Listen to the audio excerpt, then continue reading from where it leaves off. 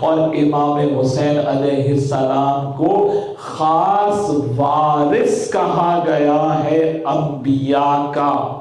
یعنی یہ جو انہیریٹنس ہے، تمام پروفٹس کی انہیریٹنس، یہ تو سارے آئمہ کو ملی ہے. دیکھیے علم تمام آئمہ کے پاس ہے، جو وراثت ہے انبیاء. یعنی آدم کا علم صرف سید الشہداء کے پاس نہیں ہے، بلکہ جس طرح مولا علی کے پاس ہے اسی طرح سے 12 اماموں کے پاس. اس طرح سے حضرت موسیٰ کا عصا کسی ایک امام کے پاس نہیں، بلکہ تمام ائمہ کے پاس وہ وراثت چلی آ رہی. اسی طرح سے تابوت سکینہ کے جس میں انبیاء کے پروفٹس کے معجزات تھے، وہ صندوق صرف ایک امام کو وراثت میں نہیں ملا، بلکہ تمام ائمہ کو انہیریٹنس کے اندر وہ ملتا گیا. اسی طرح سے روح القدس جو شب قدر نازل ہوتا ہے، تنزل الملائکۃ والروح، جو روح القدس شب قدر میں آتا ہے، یہ روح القدس بھی 12 اماموں کو انہیریٹنس میں ملا ہے، وراثت میں ملا ہے. تو یہ تمام وراثتیں تو 12 اماموں کے پاس موجود ہیں. حسین ابن علی کے پاس وہ کون سی خاص انہیریٹنس ہے جس کی وجہ سے دوسرے اماموں کے لیے زیارت وارثہ نہیں ہے، حسین ابن علی کے لیے زیارت وارثہ؟ اس خاص وراثت کو ہمیں تلاش کرنا ہے، اس خاص انہیریٹنس کو ڈھونڈنا ہے. تو سب سے پہلے تو اس انہیریٹنس کو قرآن میں تلاش کرنا ہے کہ زیارت وارثہ کی تصدیق قرآن کرتا ہے یا نہیں کرتا. اگر قرآن تصدیق نہیں کرتا تو پھر کلام امام ہو نہیں سکتا، کیونکہ وہ کلام امام ہی نہیں ہے کہ جس کی تصدیق قرآن نہ کرے، جس کی سند قرآن نہ دے. تو پہلے لمحے پہ تو ہم قرآن میں ڈھونڈیں، قرآن میں تلاش کریں کہ یہ انہیریٹنس جو امام حسین کو مل رہی ہے، 1,24,000 انبیاء کی وراثت، اس وراثت کو قرآن کہاں بیان کر رہا ہے؟ یہ وراثت قرآن میں کہاں مینشن ہے؟ تو میں نے آپ کے سامنے سورہ قصص کی جو سورہ نمبر 28 ہے، اس کی ورس نمبر 5 کو تلاوت کیا. سورہ مبارکہ قصص سورہ نمبر 28 ورس نمبر 5. کیا اعلان ہو رہا ہے؟ وَنُرِيدُ أَن نَّمُنَّ عَلَى الَّذِينَ اسْتُضْعِفُوا فِي الْأَرْضِ. اللہ کیا کہہ رہا ہے کہ ہم نے یہ طے کر دیا ہے کہ جن کو تم نے زمین پر کمزور سمجھا انہی کو ہم امام بنائیں گے. یعنی تم انہیں ظاہری طور پر ویک سمجھ رہے ہو، لشکر نمرود کے پاس ہے، آرمی نمرود کے پاس ہے، پاور نمرود کے پاس ہے، ایجنسیز نمرود کے پاس ہیں، دنیاوی سلطنت نمرود کے پاس ہے، لیکن امامت ابراہیم کے پاس ہے. ظاہری طور پر تم انہیں ویک سمجھ رہے ہو، لیکن ہم نے یہ طے کیا ہے، ہمارا ارادہ یہ ہے. یعنی جو ارادہ آئے تطہیر میں ہے وہی ارادہ سورہ قصص کی آیت مبارکہ کے اندر. جس طرح آئے تطہیر کے ارادے کی تکمیل ہے، اسی طرح سے سورہ قصص کی آیت کے ارادے کی تکمیل ہے کہ اللہ نے یہ ارادہ کیا ہے کہ جن کو تم زمین پر کمزور سمجھ رہے ہو، یعنی ظاہری طور پہ تو دیکھ رہے ہو کہ ہاتھوں میں ہتھکڑیاں ہیں، پیروں میں بیڑیاں ہیں، گلے میں خاردار طوق ہے، لیکن ہم نے یہ طے کیا ہے کہ انہی کو ہم امام بنائیں گے. پہلی منزل پر اس آیت نے یہ بتایا کہ امامت ڈیوائن ہوتی ہے، امام بنانا اللہ کا کام ہوتا ہے، امت کا کام نہیں ہوتا کہ امام بنانے کے لیے بیٹھ جائے. امامت ڈیوائن ہے، اللہ نے یہ طے کیا ہے کہ ہم ان کو امام بنائیں گے جن کو تم ظاہری طور پر کمزور سمجھ رہے ہو. وَنَجْعَلَهُمْ أَئِمَّةً وَنَجْعَلَهُمُ الْوَارِثِينَ. اور انہی کو ہم نے اپنا وارث بنایا ہے. کس نے وارث بنایا؟ اللہ نے وارث بنایا. کس کا وارث بنایا؟ اپنے دین کا وارث بنایا۔ دین کون لے کر آیا؟ پیغمبر لے کر آئے۔ آدم سے لے کے خاتم النبیین تک تمام پروفٹس کیا لائے؟ دین اور شریعت ہی لے کر آئے نا۔ اس دین و شریعت کا وارث اللہ نے ان ائمہ کو بنایا جو امام ظاہری طور پر کمزور نظر آ رہے ہیں، لیکن اللہ یہ کہہ رہا ہے کہ یہی ہمارے وارث ہیں، یہی ہمارے امام ہیں۔ آپ بتائیے آپ کے مال کا وارث کون بناتا ہے؟ جو یہ ہم ٹرمنالوجی یوز کرتے ہیں کہ صاحب فلاں صاحب نے اپنی زندگی میں اپنی وراثت بانٹ دی، یہ جملہ ہی نان سینس ہے، یہ آئیڈیالوجی بالکل نان سینس ہے۔ کیوں؟ اس لیے کہ انہیریٹنس کا ورڈ اس وقت تک امپلیمنٹ ہی نہیں ہوتا جب تک صاحب مال دنیا سے چلا نہ جائے۔ یعنی آپ یہ کہیں گے کہ اس نے اپنا مال بانٹ دیا، اس نے اپنی دولت تقسیم کر دی، وہ مالک تھا، اسے اختیار تھا، جسے چاہے دے دیتا۔ انہیریٹنس کا ورڈ امپلیمنٹ نہیں ہوگا۔ انہیریٹنس کا ورڈ کب امپلیمنٹ ہوگا؟ جب صاحب مال کی آنکھ بند ہوئی، اب وہ وراثت ہو گئی۔ کیوں؟ اس لیے کہ اب اس کا مالک وہ نہیں رہا، اس کا مالک اللہ ہے۔ مال کمایا خود، گھر بنایا خود، گاڑی خریدی اپنے پیسے سے، بزنس بنایا اپنے پیسے سے۔ جیسے ہی آنکھ بند ہوئی اب اپنی مرضی سے بانٹ بھی نہیں سکتا، کیونکہ مالک وہ رہا ہی نہیں، اب مالک تو ہو گیا اللہ۔ یہی سبب ہے کہ جو غیر شرعی وصیت ہوتی ہے وہ امپلیمنٹیشن ہی نہیں ہوتا اس کا۔ کیوں؟ اس لیے کیوں نہیں ہوتا؟ اس لیے کہ آپ کو اختیار ہی نہیں ہے کہ آپ اس کو بانٹیں۔ کیوں اختیار نہیں ہے؟ کیونکہ اب یہ مال ہو گیا اللہ کا۔ جب مال اللہ کا ہو گیا تو اب اللہ کے اصول سے بٹے گا، اور جو اصول وراثت اسلام میں موجود ہے اس اصول وراثت سے بانٹا جائے گا۔ ہمارا اور آپ کا مال ہو، وارث اللہ بنائے۔ دین اللہ کا ہو، وارث آپ بنانے کے لیے بیٹھے۔ مال ہمارا ہے، وارث اللہ بنائے گا۔ دین اللہ کا ہے، وارث آپ اجماع میں بیٹھ کے بنائیں گے، وارث آپ شورا میں ڈیسائیڈ کریں گے۔ جب دین اس کا ہے تو وارث بھی وہ بناتا ہے، اور جب وارث وہ بناتا ہے تو جب پانچویں امام محمد باقر علیہ السلام سے پوچھا گیا اللہم صلی علی، کہ یہ آیت کس کی شان میں نازل ہوئی؟ امام باقر فرماتے ہیں نحن مستضعفون، ہم آل محمد ہیں کہ جن کو دنیا کمزور سمجھتی ہے، ہم ہی ہیں وہ کہ جن کو اللہ نے امام بنایا ہے۔ وَنَحْنُ وَارِثُونَ، اور ہم ہی اللہ کے دین کے بھی وارث ہیں، انبیاء کے بھی وارث۔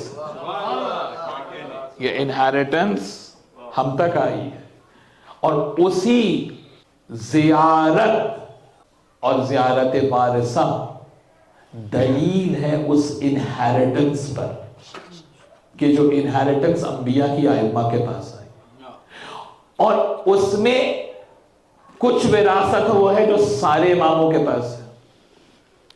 یہ بات واضح ہو رہی ہے؟ یعنی اس آیت کے تحت سورہ قصص کی ورس نمبر 5 کے تحت، یعنی اگر آدم کا علم ہے تو 12 اماموں کے پاس وہ وراثت موجود ہے، موسیٰ کا عصا ہے تو 12 اماموں کے پاس وہ وراثت موجود ہے، یعقوب کا پیرہن ہے تو 12 اماموں کے پاس وہ وراثت موجود ہے۔ تو یہ ساری وراثت تو مشترک ہے سارے اماموں میں، لیکن ایک وراثت کوئی ایسی خاص ہے جو مخصوص ہے سید الشہداء کے لیے، اور وہی وراثت ممتاز کرتی ہے امام حسین کو۔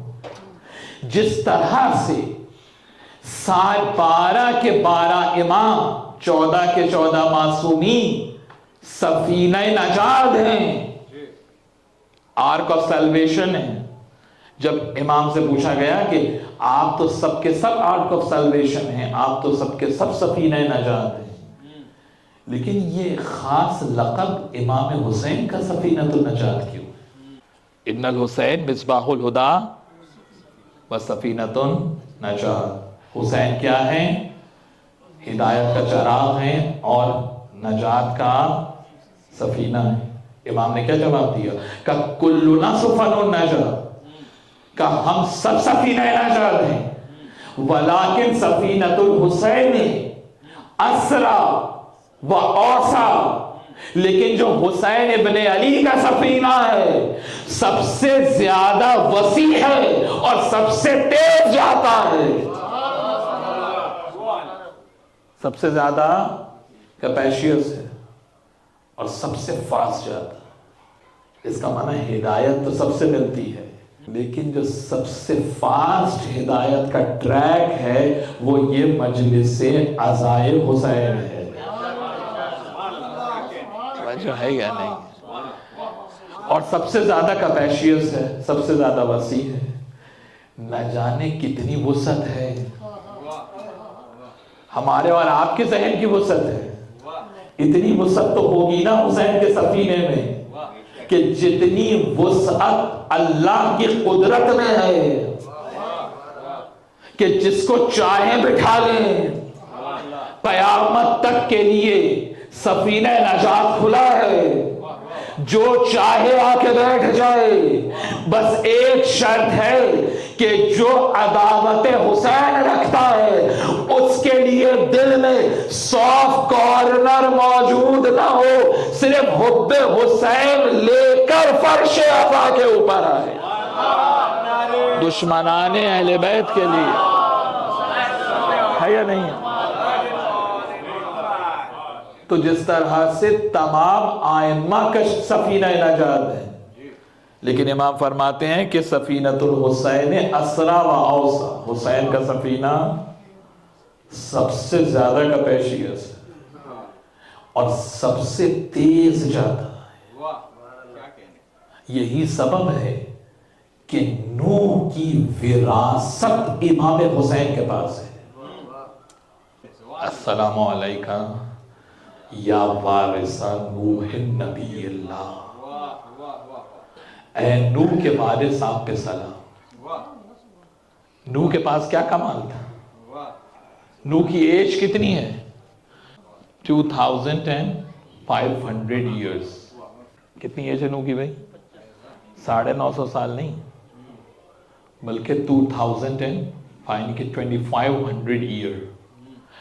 اس زمانے میں ایوریج ایج تھاؤزنڈز میں نہیں ہوتی تھی، میکزیمم جو ایوریج ایج ہوتی تھی حضرت نوح کے زمانے میں وہ 250 یا 300، حد سے حد 300 سال ایوریج ایج ہوتی تھی۔ جیسے آج 70-80 ایوریج ایج ہے، اس زمانے میں کتنی تھی ایوریج ایج؟ 250 اور 300۔ نوح کی عمر کتنی ہے؟ 2500 سال، 2500 ایئرز۔ اس کا معنی ہے ایوریج ایج سے کہیں زیادہ ہادی کی عمر ہونا کوئی نئی بات نہیں ہے، اللہ کی بنائی ہوئی شریعت ہے۔ تو نوح تو 2500 سال ہے، ابھی تو آپ کے امام کو 2000 برس بھی نہیں ہوئے۔ نوح کی عمر تو 2500 سال ہے، 2500 ایئرز۔ ابھی تو آپ کے امام کو 2000 بھی نہیں ہوئے بھائی، تو دنیا کو پریشانی ہے۔ نوح پر اعتراض کیوں نہیں کرتے کہ ایوریج ایج 300 ایئر تھی اور نوح کی زندگی ہے 2500 سال، اور اس 2500 سال میں کتنا عرصہ ہے تبلیغ کا؟ 950 ایئرز۔ ایوریج ایج کتنی ہے اس زمانے میں؟ 300 ایئرز۔ 950 ایئرز میں کتنی جنریشنز آ گئیں؟ 3 جنریشن کو گائیڈنس دی ہے نوح نے، یعنی کیونکہ 300 ایوریج ایج ہے نا، اور 900 ایئرز ہدایت کی ہے حضرت نوح نے۔ اس کا معنی ہے جنریشن ٹو جنریشن یہ وہ نبی ہے کہ جس نے ایک نسل کی ہدایت نہیں کی بلکہ نسلاً بعد نسل نوح ہدایت کر رہے ہیں، یعنی ایک جنریشن آئی 300 ایئرز، وہ چلی گئی, دوسری جنریشن آ گئی, پھر نوح ہدایت کر رہے ہیں, پھر 300 ایئرز کے بعد وہ جنریشن چلی گئی, تیسری جنریشن آ گئی, نوح اس کو ہدایت کر رہے ہیں. اس کا معنی ہے کہ نوح کا وارث وہ ہوگا کہ جس کے علم میں اتنا کمال ہو کہ وہ جنریشن ٹو جنریشن گائیڈ کرے, نسلن بعد نسلن ہدایت کرے. یہ معجزہ یا نوح کے پاس ہے یا حسین ابن علی کی مجلس عزا کے پاس ہے.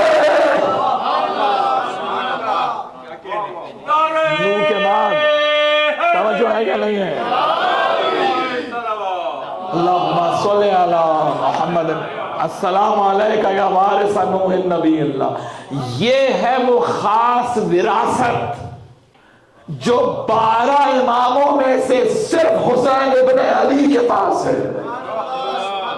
علم تو سب کے پاس ہے, عصائے موسیٰ سب کے پاس ہے, شجاعت سب کے پاس ہے, سخاوت سب کے پاس ہے, لیکن جنریشن ٹو جنریشن گائیڈ کرنے کا جو پریولیج ہے, نوح کے علاوہ کون کہہ سکتا ہے کہ میں نسل بعد نسل گائیڈ کرتا ہوں, میں جنریشن ٹو جنریشن ہدایت کرتا ہوں.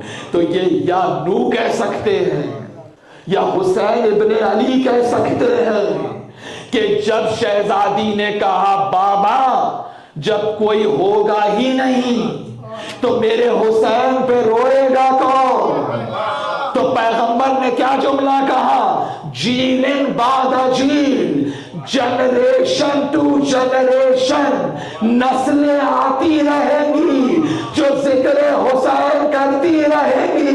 یہ کمال یا نوح کے پاس ہے یا حسین ابن علی کے پاس. یہ ہے نوح کا وارث. یعنی آج یا نوح دعویٰ کر سکتے ہیں کہ میں نے ایک جنریشن سے دوسری جنریشن کی ہدایت کی, یا حسین دعویٰ کر سکتے ہیں. تو اس کا معنی ہے یہ جو فرش عزا ہے یہ نوح کی وراثت ہے. یہ جو علم عباس ہے اس میں وہی برکت ہے جو نوح کے 900 ایئرز میں ہے. اور 900 ایئرز جب تبلیغ کی اس کے بعد 900 ایئرز اپنی قوم کو ویٹ کروایا اس عذاب کے لیے جو آنا تھا. پہلے 300 سال, اب یہ 900 سال تو تبلیغ ہو گئی, 3 جنریشن گزر گئی, اب چوتھی جنریشن آ گئی. اب کہا بھئی عذاب آنے والا ہے, 300 سال بعد عذاب آئے گا. اب وہ نسل انتظار کر رہی ہے کہ نوح کا وعدہ ہے کہ عذاب آئے گا اور جو ہدایت والے ہیں وہ کشتی میں بیٹھ جائیں گے اور ان کو نجات مل جائے گی. اب جب 300 ایئرز پورے ہوئے, ایک جنریشن ختم ہو گئی, عذاب نہیں آیا, تو وہ پہنچ گئے نوح کے پاس. جتنے اس زمانے کے بزرگوار ہوں گے کہ بھئی یہ نبی کا وعدہ تو جھوٹا ہو گیا, عذاب تو آیا ہی نہیں. نوح نے کہا بھئی 300 سال اور انتظار کرو. تو وہ بزرگ کہنے لگے کہ لو اگر حق پر ہوتے تو وعدہ پورا ہو جاتا یا نہیں ہو جاتا. یعنی غیبت کے اندر برداشت کرنا ہر کسی کا کمال نہیں ہوتا ہے, یہ کمال صرف علی والوں کے پاس ہے کہ جو غیبت کو برداشت کرتے ہیں, ہے یا نہیں. جب مزید 300 ایئرز گزرے تو ان کو بھی 300 ایئرز کا وعدہ کیا تھا. پھر وہ جنریشن آ گئی نوح کے پاس. کہا بھئی عذاب کہاں آیا؟ کہا اللہ کا حکم آیا ہے 300 سال اور انتظار کرو. کہنے لگے بھیا ہمارے باپ دادا تو جو تھے وہ تو احمق تھے. دیکھا آپ نے, نبوت میں شک کوئی نئی بات نہیں ہے, یہ پرانی بیماری ہے. کہ ہمارے باپ دادا تو احمق تھے جو تمہاری باتوں میں آ گئے, تم تو ہر 300 سال کے بعد ایک نئے 300 سال کے پیچھے لگا دیتے ہو. اب 3rd جنریشن آ گئی, یعنی اب تقریباً 2000 سال پورے ہونے جا رہے ہیں. اب جب 3rd جنریشن آئی اور تقریباً 250 سال گزر گئے, اب حکم آیا نوح کشتی بناؤ. تو بھائی پہلے ہی بنا لیتے, یہ 3 جنریشنز کو کیوں گزارا؟ تو ایسا نہیں لگ رہا کہ نوح سارٹ آؤٹ کر رہے ہیں ایمان والوں کی نسلوں کو, چھانٹ رہے ہیں کہ وہ ایمان والے جھٹ کے ذرا باہر آ جائیں, الگ ہو جائیں, کہ جو اس قابل ہو کہ سفینہ نوح میں سوار ہو سکے، جو اس قابل ہوں جو آرک آف سیلویشن میں بیٹھ سکیں، اس میں بھی مزید سارٹ آؤٹ ہوئے۔ جب نوح نے کشتی بنانا شروع کی تو کچھ کہنے لگے صحابہ کہ اے عجیب احمق ہیں، کچھ خشکی میں کشتی بنا رہے ہیں، پانی تو ہے نہیں ہے، کشتی چلائیں گے کہاں؟ مزید سارٹ آؤٹ ہوئے، مزید چھٹتے گئے۔ اب جب چھٹ کے الگ ہو کے وہ سارٹ آؤٹ ہو کے آ گئے جو اس قابل تھے، جو کشتی نوح میں سوار ہو سکتے تھے، اس میں صرف انسان نہیں تھے، پرندے بھی تھے، حیوانات بھی تھے، حتیٰ کہ سیڈز بھی تھے، بیج، کیونکہ اللہ نے نوح کو کہا تھا دیکھو یہ سیڈز جو ہیں ان کو بھی کشتی میں سوار کرو، کیونکہ پوری زمین ختم ہو جائے گی، اور اگر کسی ایک سیڈ نے بھی تمہاری نبوت کا اقرار کیا ہے تو اللہ اسے بھی ڈبونا نہیں چاہتا۔ ارے جب ایک بیج کو نہیں ڈبوتا تو علی والوں کو کیسے ڈبو دے گا؟ کہ ایک بیج کو بھی ہم ڈبونا نہیں چاہتے، اس کو بھی سوار کرو۔ تو جب نوح نے سارٹ آؤٹ کر لیا، پھر کشتی میں بٹھایا، تو آپ نے دیکھا 900 ایئرز لگے نوح کو ان ہدایت یافتہ لوگوں کو چھانٹنے میں۔ توجہ ہے یا نہیں ہے جو اینگل میں آپ کو دکھانا چاہتا ہوں؟ 900 ایئرز لگے نوح کو۔ حسین ہے نوح کے وارث۔ کیا علی بعد رسول تلوار نہیں اٹھا سکتے تھے؟ اب آپ کو جواب ملے گا علی نے تلوار کیوں نہیں اٹھائی؟ اب جواب ملے گا حسن نے سولو کیوں کی؟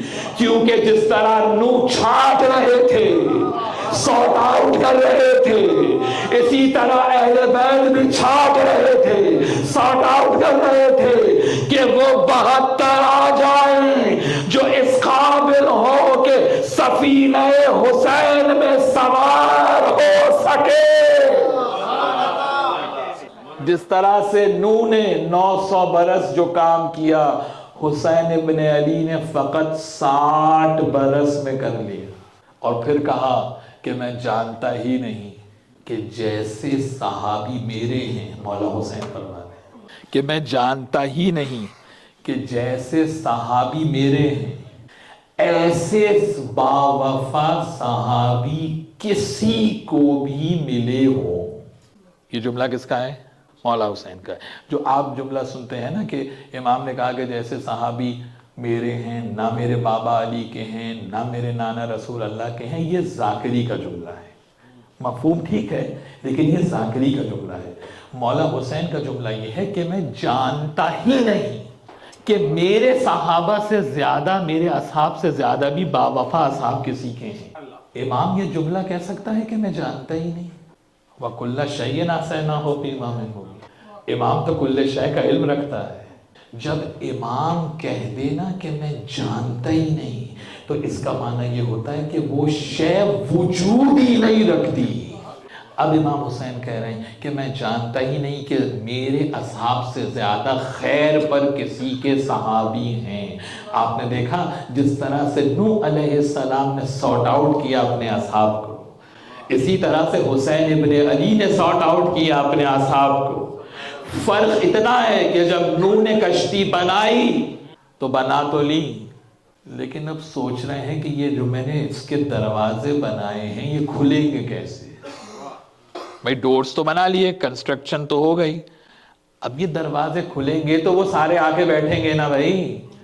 اب وہ پھر انتظار میں کھڑے ہیں کہ بھائی ابھی پانی ابلنا شروع ہونے والا ہے، اللہ کا عذاب آنے والا ہے، اور نوح کی کشتی کے تو دروازے ہی نہیں کھل رہے۔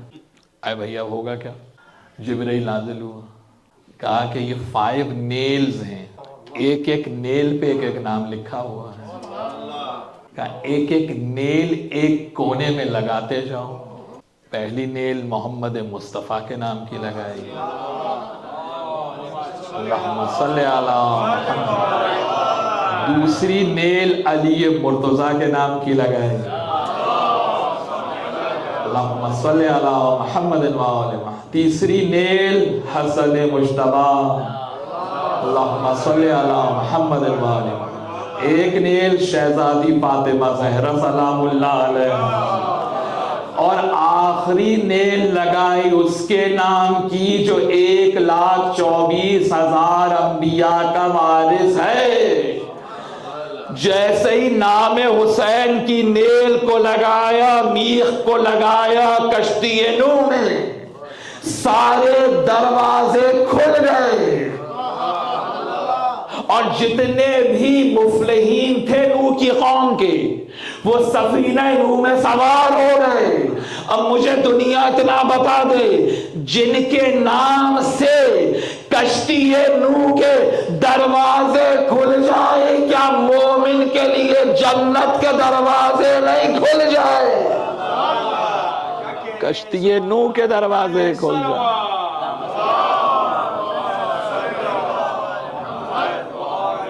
تو آپ نے دیکھا حسین نوح کے وارث کیسے ہیں۔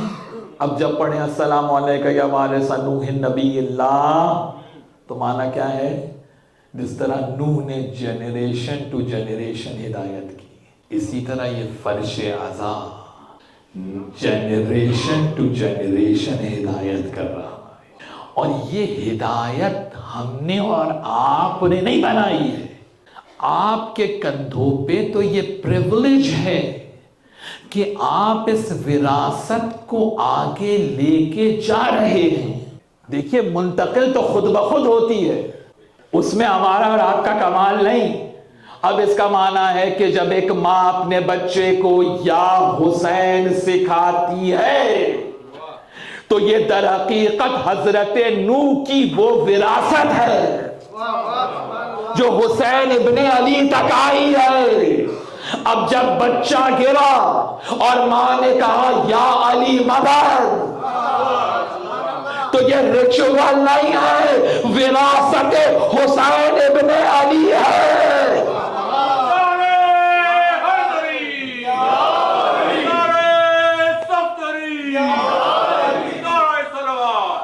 وراثت حسین ابن علی ہے، یا نوح کہہ سکتے ہیں کہ میں جنریشن ٹو جنریشن ہدایت کرتا ہوں، یا حسین ابن علی کا یا فرش عزا گواہی دے رہا ہے کہ آج ایک نسل بیٹھی ہے، 100 سال بعد دوسری نسل بیٹھی ہوگی، پھر تیسری نسل بیٹھی ہوگی، پھر چوتھی نسل بیٹھی ہوگی۔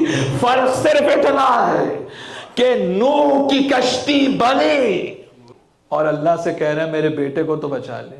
قرآن ہے قرآن۔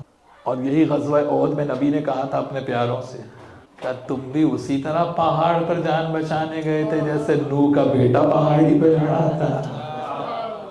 تو اللہ سے کہنے کا میرے بیٹے کو تو بچا لے۔ کشتی بنائی خود، 900 ایئرز ویٹ کیا، اللہ کی نگاہوں میں بنائی۔ قرآن نے کہا بِأَعْيُنِنَا، میری نظروں کے سامنے بنا۔ ایک لمحے کے لیے بھی نگاہ الہی، توجہ الہی ہٹ نہیں سکتی۔ جب نوح کشتی بنا رہے ہیں، سب کو سوار کر لیا، لیکن اپنا بیٹا، اور اللہ سے کہہ رہے ہیں میرے بیٹے کو بچا لے۔ دل میں چاہت تو ہے نا۔ تو اب پوچھو نا نوح سے، نوح علیہ السلام ہاتھ پکڑیے، بیٹے کو سوار کر لیجیے۔ بھائی اس میں کوئی آرٹیفیشل انٹیلیجنس کا فارمولا تو نہیں لگا ہوا ہے، بس سیدھی سی بات ہے۔ بھائی نوح ہاتھ پکڑتے، کشتی میں بٹھا لیتے، تو نوح کیا کہیں گے؟ کہیں گے بھیا میں تو خود سوار سفینہ ہوں۔ اور ادھر جب ہو رہا آیا، دیکھیں قدرت تو سب اللہ ہی کی ہے، تو حسین نے کیا کہا کہ اللہ حر کو بچا لے۔ کہا حر میں نے بھی معاف کیا، میری ماں نے بھی معاف کیا۔ یہ ہاتھ پکڑ کے کیسے بٹھایا حر کو؟ یہ اتھارٹی کہاں سے آئی؟ یہ ولایت کہاں سے آئی؟ بھائی وہ بھی سفینہ نجات، یہ بھی سفینہ نجات۔ اپنے بیٹے کے لیے حر نوح کہہ رہے ہیں اللہ سے تو بچا لے۔ جب حسین کی آرک آف سیلویشن میں بیٹھنے کے لیے حر آیا صبح عاشور، تو حسین نے یہ نہیں کہا کہ حر میں کیسے بٹھاؤں، میں تو اللہ سے کہوں گا کہ وہ بٹھا دے۔ ہاتھ پکڑا، حر کو بھی بٹھایا، حر کے بیٹے کو بھی بٹھایا، حر کے غلام کو بھی بٹھایا، وہ عیسائی جون آیا اسے بھی بٹھایا۔ یہ کہاں سے یہ اتھارٹی آئی؟ تو حسین کہیں گے کہ دیکھو نوح سوار سفینہ ہے، اور اگر حضرت نوح سے پوچھو گے تو کہیں گے ارے مجھ سے کیا پوچھ رہے ہو، میں تو خود سوار سفینہ ہوں۔ حسین نا خدائے سفینہ ہے، تو جو سوار سفینہ ہو اسے نوح کہتے ہیں، اور جو نا خدائے سفینہ ہو اسے حسین ابن علی کہتے ہیں۔ یا نہیں؟ اس طرح سے ہیں نوح کے وارث حسین۔ اب جب کہیں گے السلام علیکہ یا وارث نوح نبی اللہ، زیارت وارثہ جب شب جمعہ کو بچے پڑھیں گے تو ذہن میں کیا ہوگا کہ جس طرح نوح نے صبح و شام قوم کو بلایا، اسی طرح حسین نے بلایا۔ قرآن کہہ رہا ہے یا نہیں کہ میں لیلاً و نہارا، ڈے اینڈ نائٹ میں اسٹرگل کرتا رہا، قوم کو گائیڈنس دیتا رہا، قوم کو گائیڈ کرتا رہا، بلاتا رہا، لیلاً و نہارا۔ یہ جملہ یا نوح کہہ سکتے ہیں یا نوح کا وارث کہہ سکتا ہے، یا نوح نے رات میں بھی تبلیغ کی، دن میں بھی تبلیغ کی۔ نوح علیہ السلام کے بعد یہ پریولیج بے وسیلہ وراثت حسین آپ کے مقدر میں آیا ہے، دن میں بھی مجلس، رات میں بھی دن میں بھی ہدایت، رات میں بھی ہدایت۔ یعنی یا تو حضرت نوح کہہ سکتے ہیں کہ میں دن میں بھی ہدایت کے لیے بلاتا رہا، رات میں بھی ہدایت کے لیے بلاتا رہا، یا یہ فرش حسین صدا دے رہا ہے، دن میں بھی مجلس، رات میں بھی مجلس، دن میں بھی ہدایت کی دعوت ہے، رات میں بھی ہدایت کی دعوت۔ یہ ہے وراثت،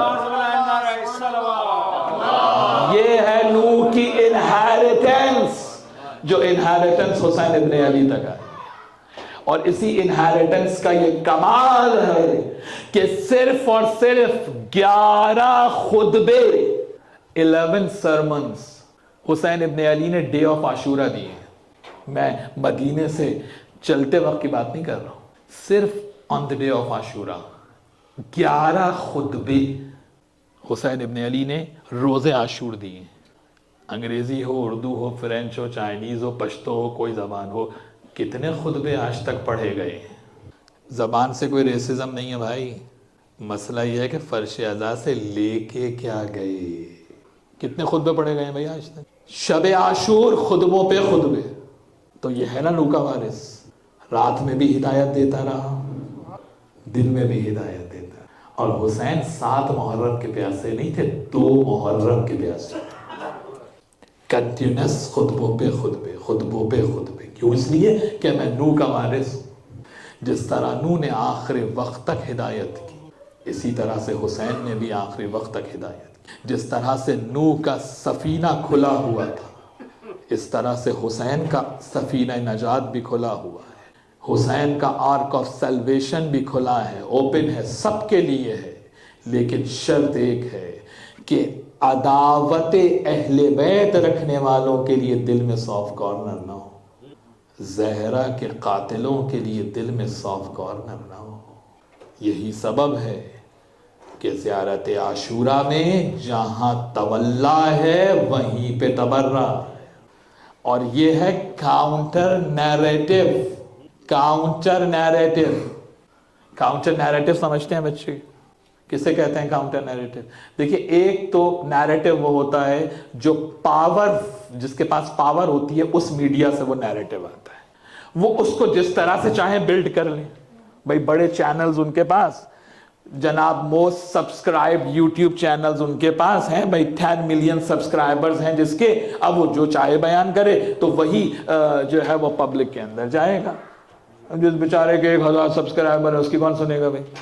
تو اب دنیا کو کیا پتا چلے گا کہ جو بڑے بڑے چینلز پر آ رہا ہے، جو ملین سبسکرائبرز کے چینلز جو نیریٹو دے رہے ہیں اسی کو لوگ سچ سمجھیں گے، لیکن ساتھ ساتھ ایک کاؤنٹر نیریٹو بھی ہوتا ہے۔ اس کاؤنٹر نیریٹو کو جب دیکھتے ہیں تب پتا چلتا ہے کہ مظلوم پہ ظلم کیا ہوا۔ تو ادھر حکومت کا نیریٹو آ رہا تھا، حدیث لکھنے پہ 150 سال 150 ایئرز حدیث لکھنے پہ بین تھا، کوئی حدیث لکھی نہیں جا سکتی تھی رسول کے بعد، 150 ایئرز بین لگا رہا ہے پروفٹ کی، کوئی بھی حدیث نہیں لکھی جا سکتی تھی۔ ادھر بنو امیہ کا پروپیگنڈا، ادھر کربلا کی شکل کو چینج کرنے کا پروپیگنڈا، اور وہ پروپیگنڈا آج تک آ گیا، یہاں تک آ گیا۔ آپ نے اپنے امریکہ میں دیکھا کہ محرم کی مبارکبادی کے میسیجز چلائے گئے، ہوا یا نہیں ہوا اسی امریکہ میں ہے کہ صاحب بلیسنگز کی اور جناب کنگریچولیشنز کی میسیجز محرم کے، جی نیا سال مبارک ہو۔ اب بتائیے ہمارے بچے کنفیوز ہوں گے یا نہیں ہوں گے کہ بھئی میں تو کالے کپڑے پہن کے ماتم کرنے جا رہا ہوں، اور یہ دوست میرا جو ہے یہ تو مجھے مبارکبادی کا میسج کر رہا ہے کہ جی نیا سال شروع ہو گیا۔ اب کہاں سے آپ کو پتا چلے گا کہ حق کہاں ہے؟ تو اب یہ تو آیا پاورفل میڈیا کا نیریٹو، ساتھ ساتھ میں چلے گا کاؤنٹر نیریٹو۔ وہ کاؤنٹر نیریٹو کون دے گا؟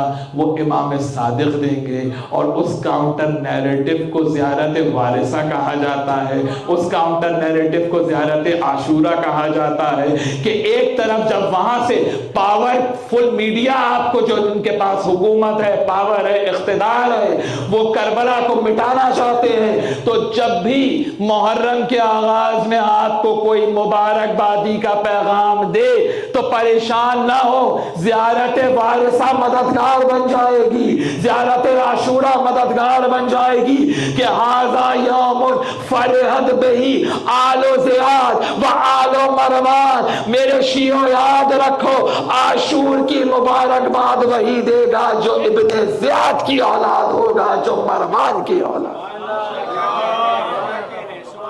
تو جہاں پر بھی آپ کو کاؤنٹر نیریٹو چاہیے تو پڑھیں زیارت وارثہ۔ امام نے قیامت تک کے لیے انتظام کر دیا۔ اب چاہے جتنا زور لگا لو کربلا کو ختم کرنے کے لیے، جتنے جھوٹی روایتیں بنا لو، جتنا پبلک کو کنفیوز کر لو، جتنا یزید کے حامی بن جاؤ، جب تک زیارت عاشورہ موجود ہے، جب تک زیارت وارثہ موجود ہے، اصل پیغام کربلا کو کوئی مٹا نہیں سکتا۔ یہی سبب ہے کہ اسمبلیوں میں بل پاس کرانے سے یہ زیارت ختم نہیں ہو سکتی، صرف مائک پر زیارت عاشورہ بند کرانے سے یہ ختم نہیں ہو سکتی۔ ارے ان جاہلوں کو کمقلوں کو یہ نہیں پتا کہ یہ مائک کی آواز سے نہیں پہنچی ہے، خون میں نسلن بعد نسلن پہنچی۔ یہ نوح کی وراثت ہے جو ایک نسل سے دوسری نسل میں آ رہی ہے۔ اب دیکھا آپ نے نوح کی انہیریٹنس خاص کیسے پہنچی ہے، کچھ نکات اس میں بھی رہ گئے ہیں جو کل انشاءاللہ میں بیان کروں گا کہ حضرت آدم اور حضرت نوح کے درمیان کا جو عرصہ ہے اس کے وارث بھی حسین ابن علی ہے۔ جو پیریڈ ہے حضرت آدم اور حضرت نوح کے درمیان کا جو پیریڈ ہے پورا، اس کی انہیریٹنس بھی مولا حسین کے پاس ہے۔ تو رش کرنے کا مقام ہے یا نہیں؟ فخر کرنے کا مقام ہے یا نہیں کہ تمام پروفٹس کی انہیریٹنس جس ایک مقام پہ جمع ہے اس مقام کو حسین ابن علی کہتے ہیں، اسے سید الشہداء کہتے ہیں، اور اس وراثت کو لے کر آپ چل رہے ہیں اس فرش عزا پر۔ کتنا بڑا احمق ہو وہ جو کہے کہ مجلس میں آنے سے کیا فائدہ ہے۔ ارے انبیاء کی وراثت میں تمہارا حصہ ہوتا ہے جب فرش عزا پھیلا کر بیٹھے۔ یہی چوتھے امام نے کہا کہ اگر تمہیں پتا چل جائے کہ اس مجلس عزا سے تمہیں کیا ملتا ہے تو زندگی بھر تم فرش عزا سے اٹھو گے۔ بس عزادار و ذاکر اول نے شام کی مصائب کا حوالہ دیا، مجلس کی ابتدا مرثیے پر ہو جاتی ہے، ذاکر اول کی بڑی اہمیت ہے. کبھی بھی مرثیے کو سبک نہ جانا کریں. کبھی بھی یہ نہ سمجھیں کہ مرثیہ مجلس کا حصہ نہیں ہے. مرثیہ اعلان مجلس، مجلس شروع مرثیے پر ہوتی. پانچویں امام فرماتے ہیں کہ میرے بابا بھلا نہیں سکتے ان مقامات کو کہ جب شام کے بازار میں قافلہ داخل ہوا. کہ اوپر بالا خانے سے بچے، چھوٹے چھوٹے بچے پتھر مار رہے. عزادارو، سید سجاد کہتے ہیں کہ جب ایک جلا ہوا کپڑا کسی نے میرے امامے میں پھینکا اور امامے سے میرے شعلے نکلنا شروع ہو.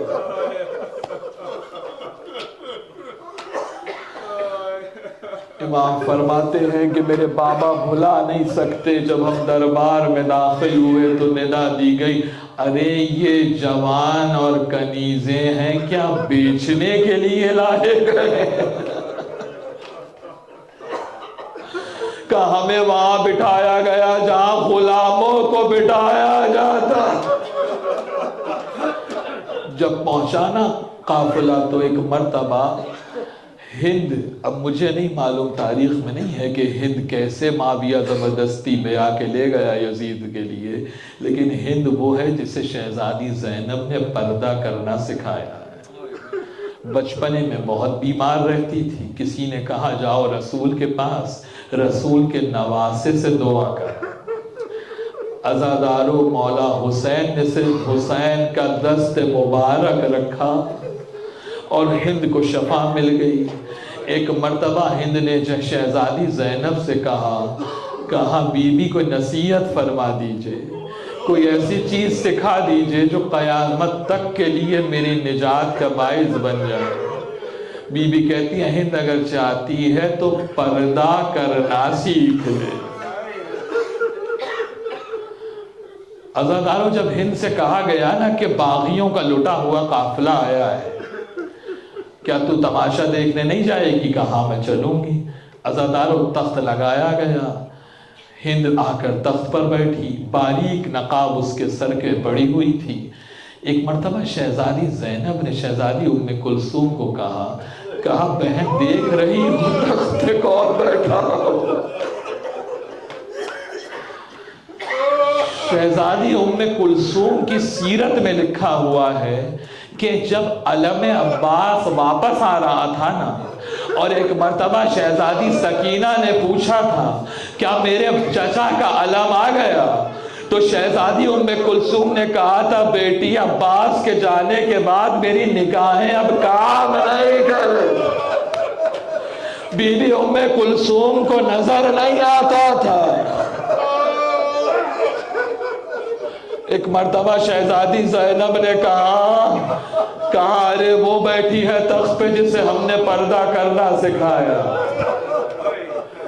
ایک مرتبہ جب ہند نے دیکھا نا کہ قیدی بیٹھے ہوئے ہیں، کہ پوچھا قیدیوں تم کس شہر کے رہنے والے ہو؟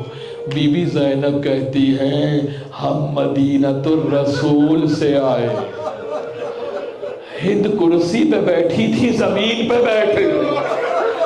جب کنیزوں نے کہا نا ارے ملکہ زمین پہ بیٹھ گئی، کہا میرے مولا کے شہر کا نام آیا،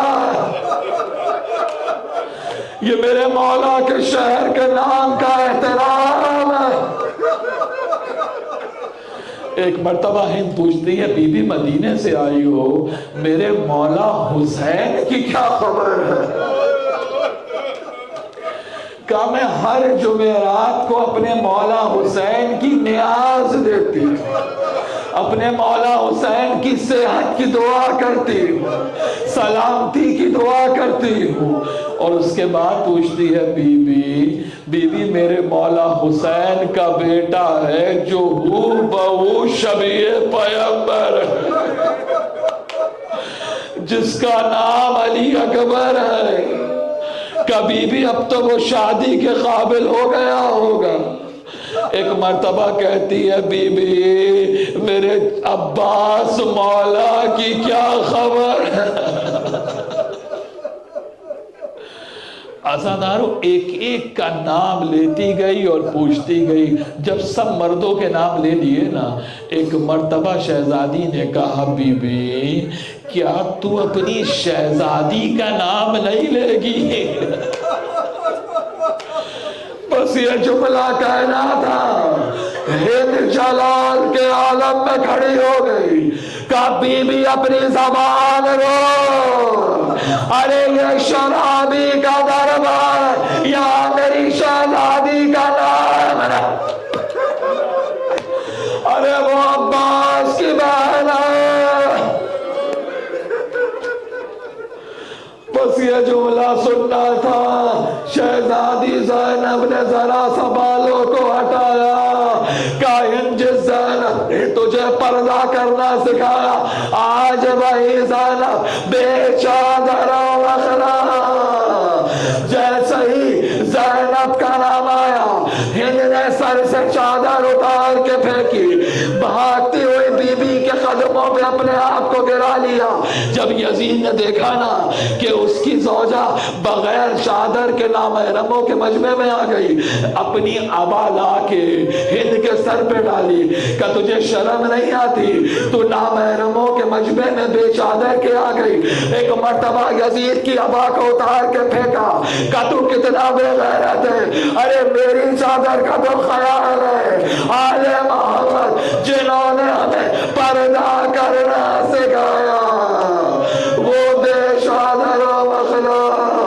ایک مرتبہ ہند نے ہاتھوں کو جوڑا. کبھی بھی کچھ نہیں پوچھوں گی، بس اتنا بتلا دو اینا اینا ابو الفضل العباس. بی بی میرا مولا عباس کہاں ہے؟ میرا مولا حسین کہاں ہے؟ کائن کس کس کا پوچھے گی؟